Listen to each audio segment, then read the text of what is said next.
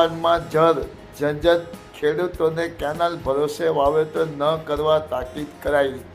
1 માર્ચથી કેનાલ પાણી બંધ થશે. 15,000 હેક્ટરમાં કરેલા વાવેતર ઉપર ખતરો.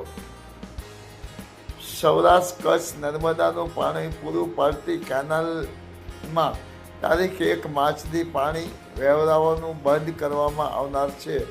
આથી સૌરાષ્ટ્ર કચ્છને પાણી પૂરું પાડતા ધોળીધજા ડેમ પીવાના પાણી માટે છલોછલ ભરાયો છે.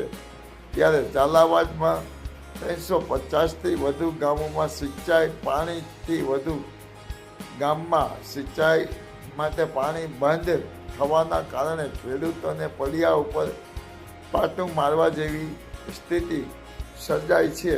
આ ઉપરાંત બોટાદ, વલભીપુર, મોરબી, રાજકોટ જિલ્લામાં સિંચાઈ